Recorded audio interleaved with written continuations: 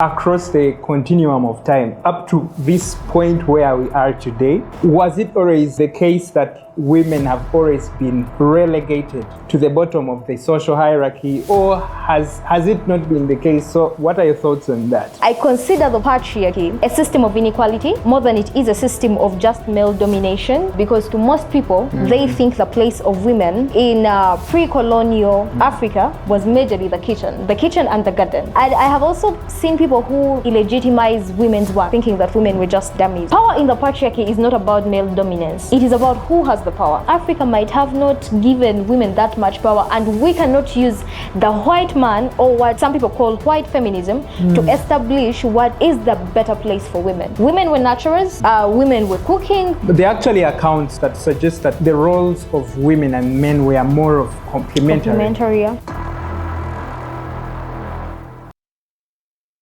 Greetings, our dear esteemed viewers. I welcome you to yet another episode of the Africa Reimagined Podcast, which is a platform where we hold conversations about the future of the continent of Africa, examined through a youthful lens, through a revolutionary lens, and through a forward-thinking lens.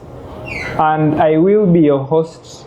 My name is Adroni Rodney, and today I am joined by a very distinguished lady by the names of Akello Merisha, and who will briefly introduce herself.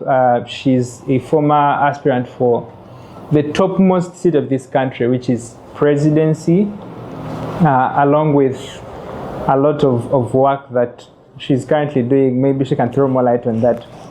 Akello, you're welcome to the show. Thank you very much, Adroni. I'm very honored to be hosted here today, and most importantly to speak about the person I am. I mean, as a woman, it's such an honor. My name is Merisha Akello.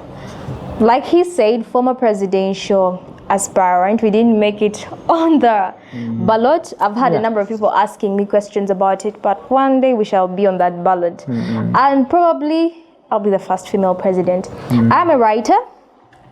I am a civic educator as well. I work with a number of young people. I work with XR Justice Movement Uganda. I am enrolled for a research fellowship in relation to policy with the Center for Policy Analysis. I am also enrolled for the section Reproductive Health and Rights Pan-African Leadership Academy with the section Reproductive Health Network, Kenya. So I am a diverse young person who's eager to learn, understand more from a woman perspective, youth perspective, but most importantly, to be able to make this country a better place. I like the accent. Did you grow up from like London? Or are you born and bred from? A Ugandan girl, actually, UPE product. Okay. Yeah, so that would say a lot. But most importantly, I think I would credit it to my parents. You know, being from very different regions, it gave me the challenge of being able to learn to articulate myself in a different language that they could use to communicate. That's wonderful, and that's quite an illustrious profile for a lady of such a young age.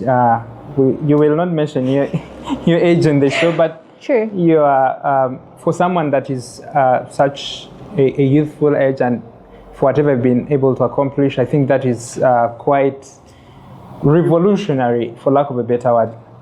Yeah. So today's theme is going to be mainly focusing around the role of women in social and political transformation of our African society. Yeah. And just to begin with, Sylvia Tamale, in her dissertation, I think around early 1990s, a dissertation that would later form the basis for her first book. She writes and says that according to popular mythology, it was widely held and is actually scientifically proven that hens do not crow. A hen, a female chicken, and it's usually the roosters.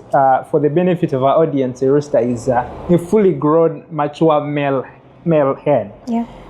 So that hens do not crow. And in fact, in many traditional African societies, when a hen crows, it is considered an omen of bad tidings that can only be dispelled through the immediate slaughter of the crowing hen.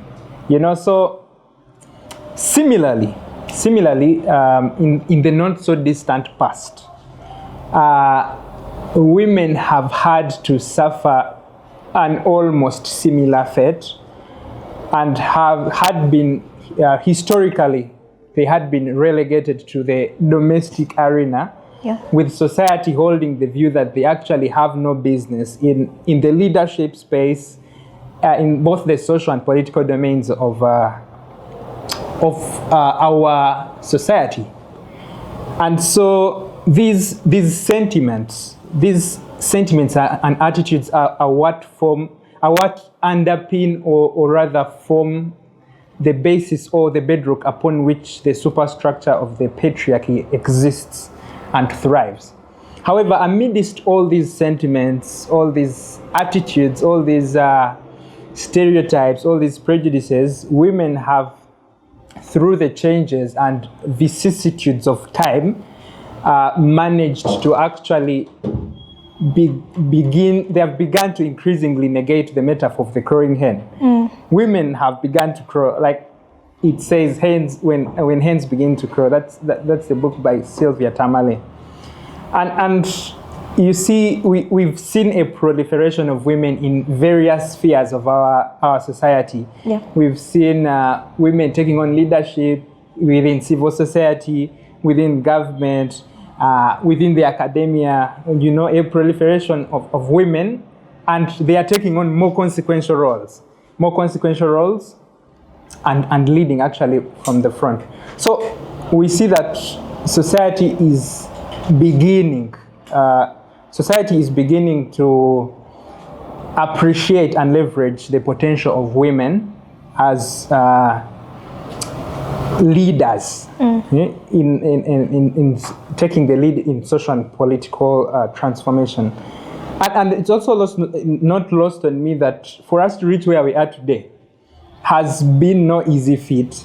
We have, it has been a consequence of countless years of struggle of women resisting male domination and marginalization. I mean that in the context of the elevation of the status of women and what their role is in the development of society. So this is a dividend, I would say, a dividend that has been as a result of years of countless years of the struggle for women to actually elevate their status. But before even delving into that, I would like for you, as a young person that is relatively well read, I would like for you to paint for us a picture of the evolution of gender roles and gender relations, for that matter, across the continuum of time and up to this point where we are today. How was it always the case that women have always been relegated to the bottom of the social hierarchy, or has it not been the case? So, what are your thoughts on that? It's a very interesting conversation, and I just want to tell people who are going to be watching this show that conversations like this are not just black and white. Yes. There's a lot depth to our history that I am as well just trying to navigate. Disclaimer. Yeah. Okay. But I would say, I also want to clarify, I consider the patriarchy a system of inequality more than it is a system of just male domination due to my following views. Now, I have interested myself to understand the place of women in various societies, and I'm going to start with Buganda. Very interesting society. You're going to realize that Buganda lived as a nation, before its time, through the clans and lineages. But surprisingly, some accounts like Muchibi and Kagwa, that's between 1971 to 1991, yeah, which I believe these gentlemen were researchers because they were actually noted by a particular publisher who is actually Mali Trip, who writes about women and politics in Uganda. So you get to realize that Naku, daughter of Muchibi, who was the leader of the Lugave clan, was a very fundamental figure when it comes to us understanding what place women held, because to most people they think the place of women in pre-colonial Africa was majorly the kitchen and the garden. And I have also seen people who illegitimize women's work, thinking that women were just dummies. So they devalue. Yeah. So he gets married to a gentleman called Chimera. And he was very pivotal in the establishment of Buganda as a kingdom, as a state. Now, surprisingly, you know, being proximal to power, obviously he had to earn the title of king. Yeah. And it's going to surprise you that in the book she is noted as the de facto ruler because it was her lineage. And also the kings that came after her made it a habit to at least get a wife from her clan. You know, now this is not just a woman who was her because, you know, she was proximal to power, but she is a woman who bewielded power and influenced actually what kings after her would be able to do in terms of finding wives. Surprisingly, she killed her husband. Wow. Yeah. What a plot twist. Now, what I get from this whole context is that power in the patriarchy is not about male dominance. It is about who has the power. Now, when I try to explain it as a system of inequality, if I am a woman and I have the power, I am able to use it whichever way, which could be a deep contrast when it comes to the matriarchy. You understand? I'm going to try and quote the words of Winnie Byanyima. I think that was in 1994 at one of the caucuses of the Women Legislative Assembly, because she was in parliament, I believe at that time. She talks about the politics of eating, and she's like, as women, that is not who we are.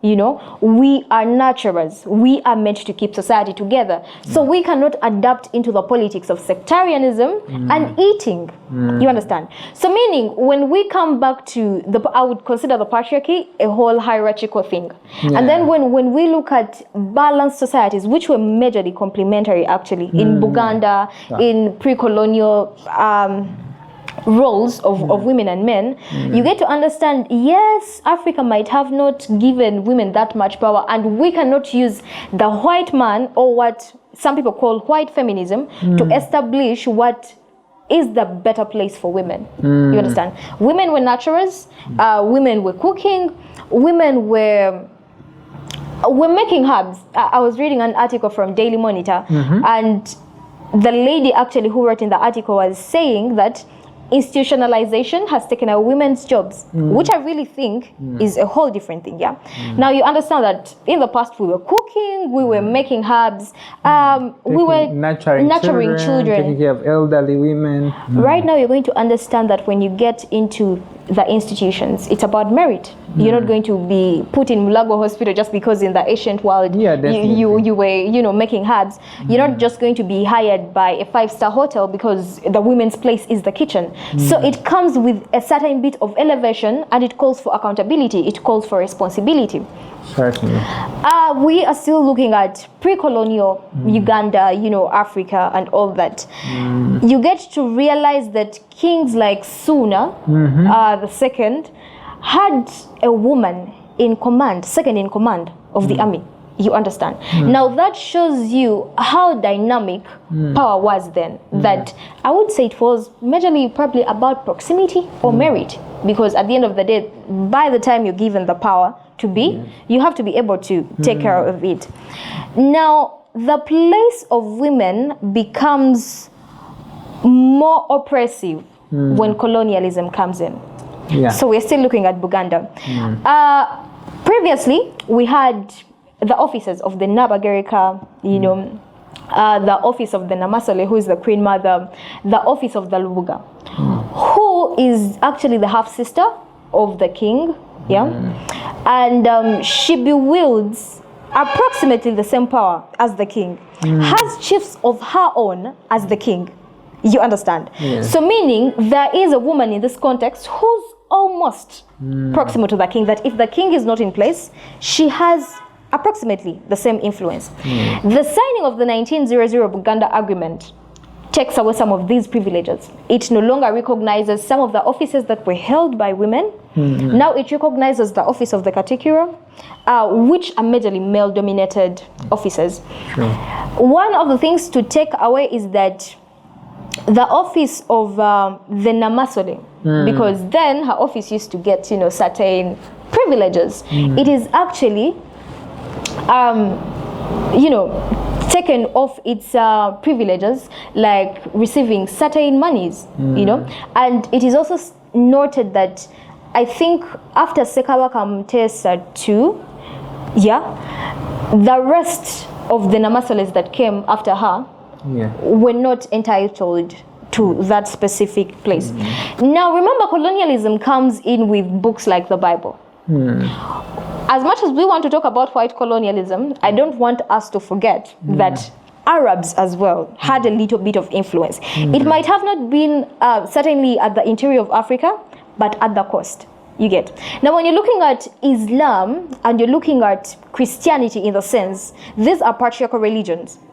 So the place of the woman is right under the man. You understand? I would note for you from the Bible in Ephesians, where it says that Christ is the head of every man, and the man the head of every woman, and the hierarchy goes on like that, which I really think may not be wrong. But when it comes back to the structure of inequality and control and power, you get to understand that even the oppressed people will look for people to oppress to become better. Yes, and it is a chain. It's a chain. As long as I have someone under me, I feel like I am more privileged. So when you get back to societies like Teso, Ankole, in Ankole they had women like the I wouldn't use the word witch, diviners, same thing in Teso. And these women actually even in the north. These were women who were meant to be consulted. We are having a war. What do you think is going to happen? What do you see? So you get to understand that, yes, it might have not been necessarily the place of what power in a male-dominated context is, but the women had power, women had influence. Now, just like I said, we can't use the parameters of the white or what actually white feminism or what white gender equality looks like for us to weigh whether women were oppressed or not. But also to add on a little bit of context into this conversation, we had the ruling class. Now, the wives of the ruling class in Buganda had a little bit of privilege and a little bit of power, which was not the same as the women to one local man in the community. You also get to look at people like the princesses of Buganda. They had actually the privilege to own land. Now this, in one way or another, brought in what we call clientelism. And for this particular context, what we would call patron-client relationships. That for a woman to be able to have access to land, she either had to get it through her father or her husband. You understand? Now, this whole thing makes it quite oppressive for the women, because this as well came with responsibilities. I've had people who say that women want authority without responsibility. But for a woman to have access to land, you get to realize that you could have been able to bear children or cultivate the land, because this is not just free land. And the system continued in that way. So I would say that the gender roles basically in pre-colonial Africa or pre-colonial Uganda were dynamic. Were not necessarily as oppressive to the women or the men, but just like the patriarchy is, whoever has power has the ability to use it whichever way they would love to use it. So that's, I think, the little preamble would give about pre-colonial quite Africa. Interesting. Actually, that is a discussion, a very enriching perspective. And I also think sometimes that we tend to fall into a trap of actually thinking that this social arrangement that denigrates women, that belittles or devalues women, is one that has existed, or is one that predates, let's say, modern history. I don't think that is entirely true, and I think that this line of thinking actually ignores critical strands in the historical narrative of our pre-colonial era, because when you look at there are actually accounts that say otherwise. There are historical accounts that suggest that, like you put it, that the roles of women and men were more of complementary. Complementary, yeah. Yeah, so that a man going to hunt, a man going to gather fruits, a man fighting to defend the society, their roles were held in just as high esteem as a woman nurturing children at home, a woman cooking food, a woman looking after maybe the elderly at home, or even pottering. It's not necessarily that one role actually is more above the other. Exactly. They were more complementary. However, with particularly the introduction of colonial capitalism, we see this social arrangement destabilized. So we now start to see the emergence of a hierarchical arrangement. So capital colonialism came with social, political, and economic systems that concentrated power in the hands of men. And so it created a crisis. You find that men were hired to go and cultivate cotton farms millions of miles from their homes.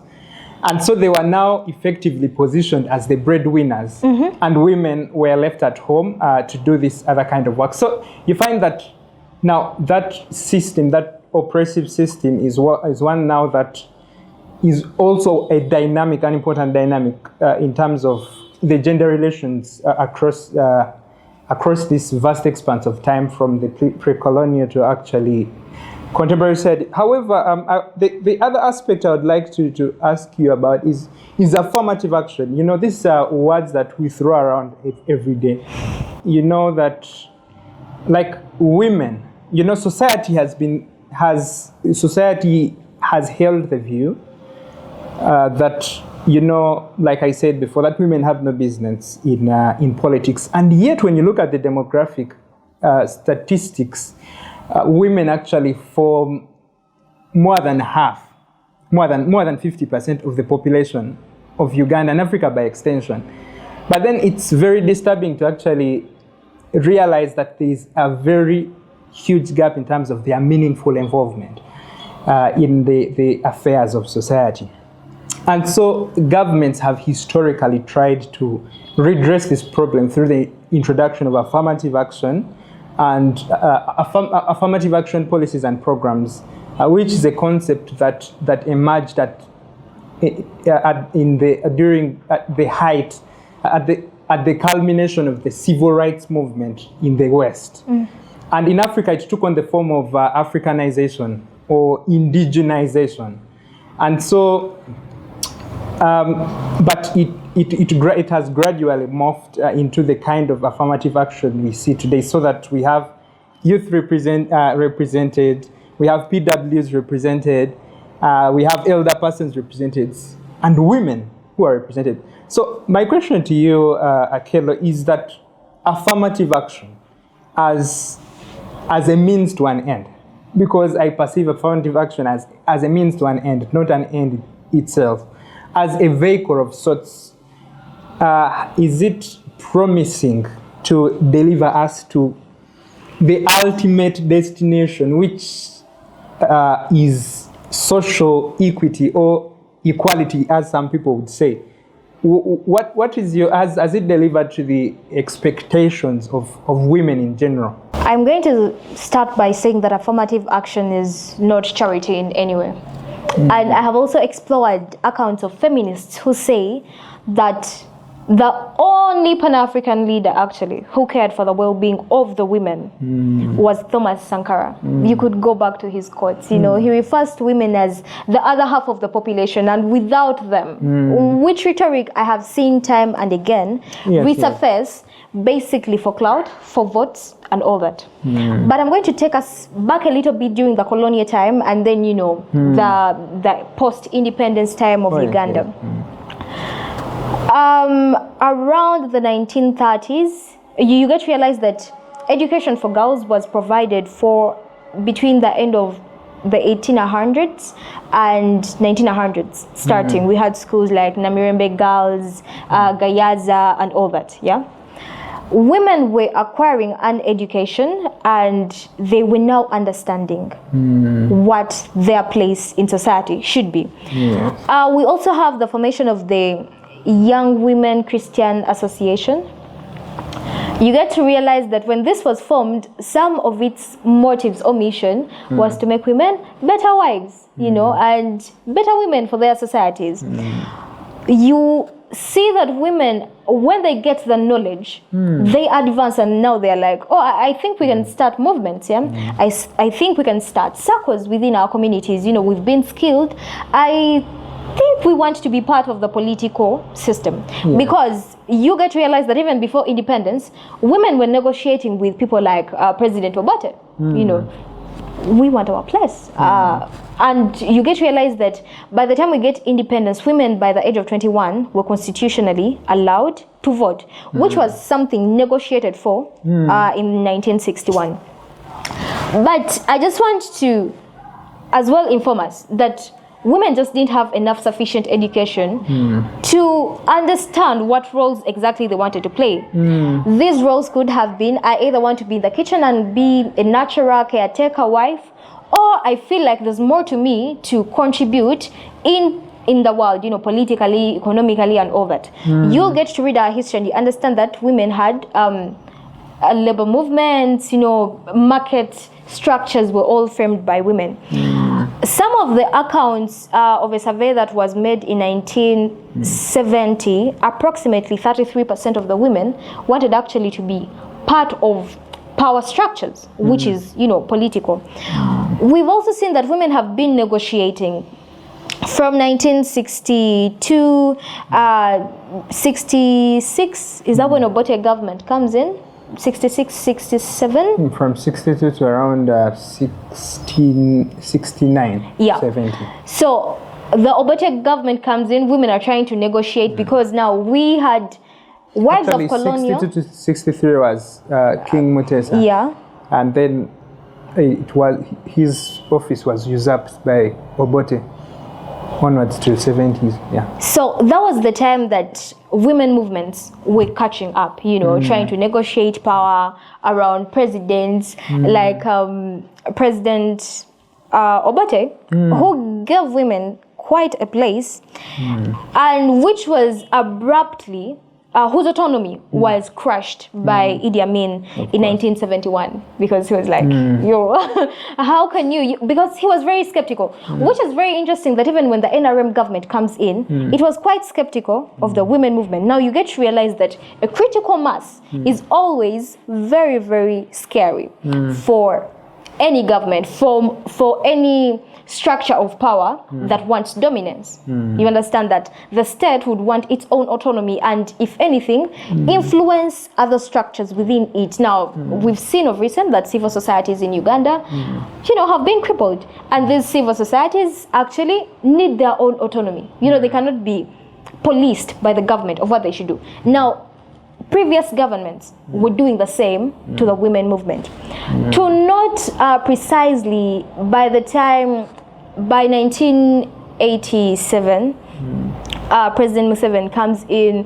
Since there were already women movements in place that were being crippled actually like by the Amin government, you get to realize women used to have conferences, same conferences that young people are having these days, you know, fly out of the country. And when it was crippled, it was quite hard for women in Uganda to mix with women, you know, outside in Kenya, from India, and all that. So the NRM government comes in, but it's quite skeptical of what the women movement could be. And one of the things to remember notably, President Museveni had to ask, what is this nonsense of Weso? Now, at that particular point, women were trying to make a movement or an NGO or a civil society for them basically to extend services to orphans, you know, and other people who needed that kind of help, who were not able to take care of themselves. And the first thing that President Museveni does is be skeptical. Who are these people? You know, what do they want? But we also realize that women were already negotiating when the NRM came into power. Now, affirmative action is not something of the 1995 Constitution. As much as when the Constitution was framed, you get to realize that questions were asked of whether the NRM government was overly empowering women. You know, a lady called My Two was asked in 1995 of whether the NRM government was overly empowering women, and she boldly said no. We've negotiated to be here. We've actually struggled. We've earned our place, which is something that had to translate later on. And you know, at think tanks, I'm very surprised that we had think tanks then. At think tanks, and you know, obviously, Mama Janet Museveni was able to talk the big man into it, and he's like, no, Wesa is not something, you know, to be skeptical of. And also, as any government, you know, someone who wants to have dominance, he's like, okay, this could give me leverage politically. Now, remember, women are a given part of the population that is quite something when you have them by your side. That is how the place of women has been until the 1995 Constitution that, you know, comes up, gives women that equal status in society. And, you know, things like female representation, because when you also look at the representation of women before 1986, parliamentary-wise, with 1962, it's quite a very huge range. So when you ask me, has affirmative policy delivered affirmative action in the sense? It could be a yes and no. Just like I said, these are conversations that we cannot just wash away to a black and white. Yeah, definitely. You know, there's a lot to it and meets the eye. So affirmative action was meant to be a stepping stone for the women, which it has really done so well. You know, we have women in the women representation, and they are doing whatever amazing work they believe they are doing. But also affirmative action has been abused, if I could use that specific word. That you're going to see women who entered office through affirmative action still want to retain those same positions. Yet, as we understand stepping stones, you know, you're meant to leave the stage. Exactly. One of the systems that women had when they were trying to build their movements, get into the political space, was a policy that was called leave a foot in the door. You get, so that door is opened, but it is not opened for me just to walk in and close it. Now that's what some women have done, you know, walk through the door, closed it. I'm in parliament now, it's almost 25 years for, you know, where I come from and appreciate women like Queen Kiza, who have known when to leave the stage and let other young women come into place. Exactly. And in the sense of affirmative action crippling, you know, the position of women, you get to understand that women are more comfortable in affirmative positions than they would when it comes to the direct entry seats mainstream politically. Yes, of course. But also, I don't really think it's entirely their problem. There's a term that's called misogyny. You know, very critical term. People are very misogynistic in nature, that if Marisha came out and I'm like, I'm running for presidency, first thing is you are a woman.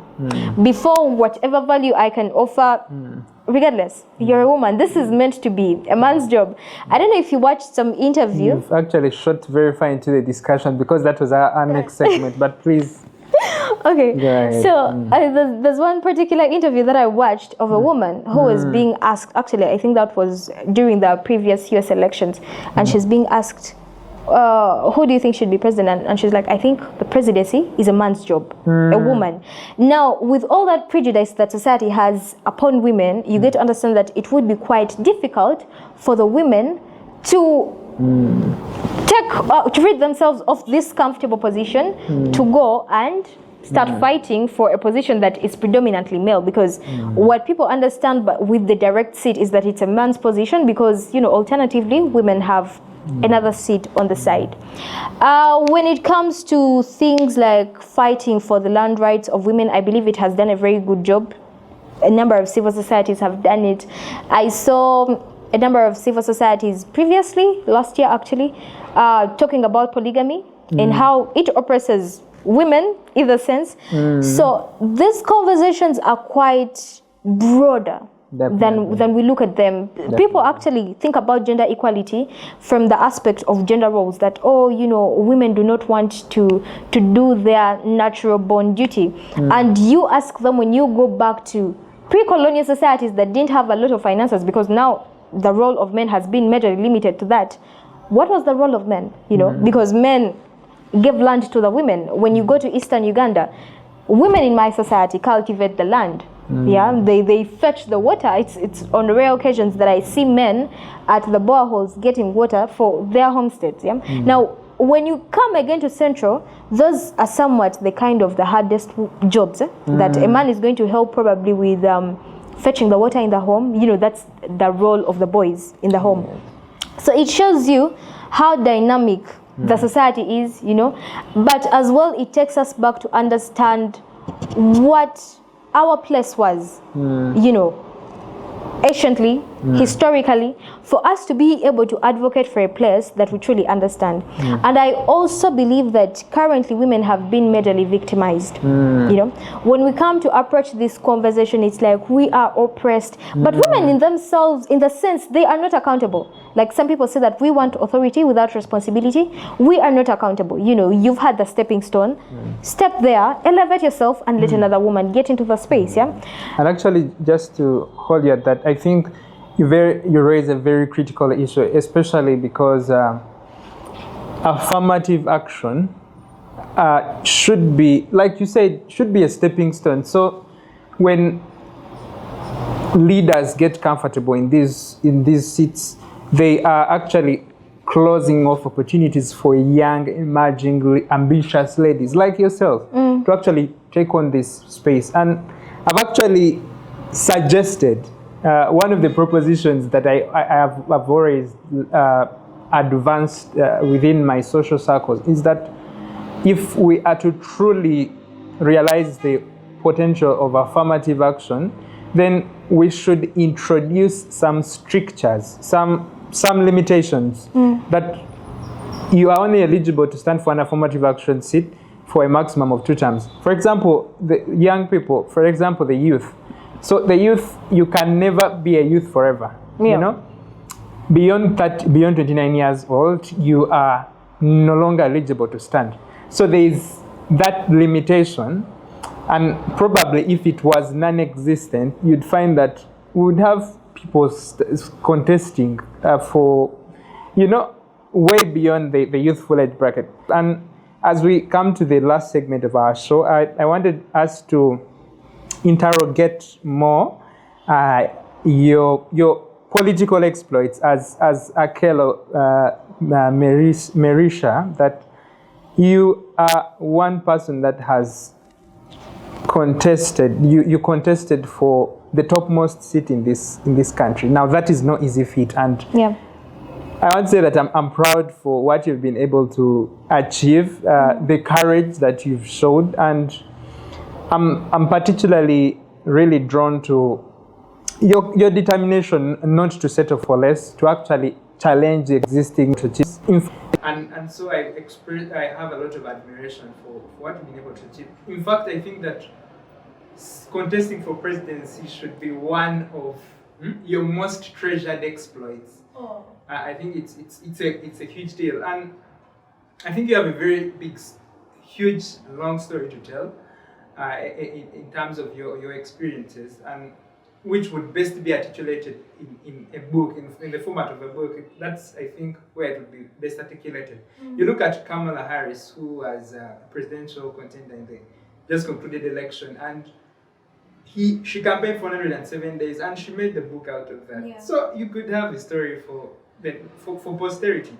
But my question to you is that I am certain that this involvement within this race has had a profound influence on how you perceive politics and society in general. And so would like to know, because I'm sure that there are very many young ambitious ladies that listen into the Africa Reimagined podcast and watch these conversations, and they are inspired by what young people achieve. And I'm certain that you are among those young ladies that many others look up to. So what are some of those lessons you've gained from this experience of yours of running for presidency? And how have these lessons strengthened your resolve to actually keep going forward amidst all the pitfalls, amidst all the shortcomings? What are they, and how have they influenced your experience, your view of politics and society in general? I always tell people that leadership is not gendered. It's made through character, integrity, the wisdom that an individual implements to make sure that everything runs. So I learned a lot. I learned that as a human being, you become inadequate. Just like I always tell you that every day that I choose to seek knowledge, I feel very inadequate. Something applies for the office of presidency. You know, it is not, you know, I also think people have watered down that aspiration into an aspiration, actually, you know, that when someone comes out and articulates, oh, I dared to run for presidency, it's probably a very huge thing. It's more of clout, which to me translates as responsibility. That even when I did not appear on that ballot, I come back down and I have to cultivate that woman. If Uganda dared to have me as the first female president, what should they expect? You know, what do I think that the previous generations of presidents have not done, and I would love to do? Now, it's like Nietzsche says that when you stare long enough into the abyss, be sure that the abyss stares back. You could easily become the monsters you fight. We also get to realize that Africa has failed to create alternative systems. We've been singing Pan-Africanism time and again. Something that young people are doing, something that feminism is doing. Oh, break this, you know, neocolonialism, dismantle patriarchy. Apologies, interject. So, do you mean to say that Pan-Africanism is an insufficient framework to solve the problems that we are contending with as an African society? Is it something that we majorly talk about in rhetoric or in action? Those are two different things. Yeah. I can tell you for sure that Africa is so good at lamenting. You know, we talk about we should not export raw materials. You know, our women should be brought into boardrooms of conversations that matter. But when you weigh the quality of women leaders that we have, some of them are able to just sustain certain systems in place. You understand? So when we talk about Pan-Africanism, are we talking about Pan-Africanism from the point of progressing Africa, or because we want to still be crippled, victimize ourselves because we've sang the same song? And then when the white man pities us... When I talk about Pan-Africanism, it's one way of opening a Pandora's box, and there's a lot of like details to that. But I just wanted a brief comment on that, and you can proceed with the... So yeah, like I would say, yes. It comes back down to the action of it. It's not just words. Sure. To the young ladies out there, I tell people that I was raised by my father, both parents actually, because every time someone comes out and they have rhetoric that is framed to be feminist in nature, they are like, oh, you didn't have a father figure growing up, so I had one. And one thing that I learned from both my parents is not to victimize myself. I knew that I had to earn anything that I want in this life. So it comes back down. Yes, systems oppress us. Systems cripple us. We are seen as the vulnerable gender, you know, the weaker gender. From religion to politics, people have to give us some affirmative place for us to be in certain positions. To also emphasize that when I was running for presidency, I was setting the bar as well. You get to understand that Uganda has had one female lady, female actually presidential contender per term. I was also very happy that this time around we had very many of them. But also we had never had a young lady. You know? Because always. Yeah. So I'm also like, so whatever someone puts to mind, they are able to achieve. But like I always say, it comes back down to character, integrity, your convictions as well. We are Africans. There are things that make us African. And those are our convictions. Those are our beliefs. You know, that is who we are. Something when it comes back down to us being young people, to being women, there are things that make you a journey. There are things that make me Marisha. There are boundaries I would never cross. And that is what matters. You're going to aspire for a lot of things. Office politics is also another thing. When we talk about politics, people think it's just limited to political parties and governance, but it's something that stretches further. So that's what I would say, unless I left something out. I think that's okay. And lastly, I would like to ask you just one simple question, and you could give me just one simple answer. Is the future female, or is the future female and male?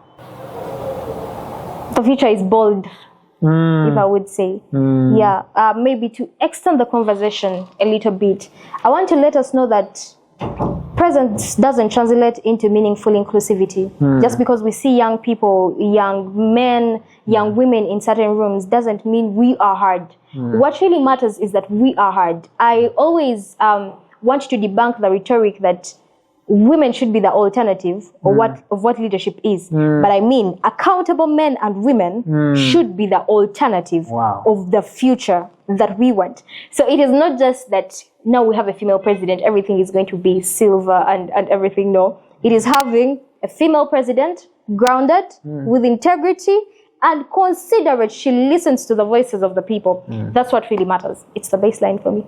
Wow. Thank you. What a powerful ending to a very powerful submission by a very powerful lady.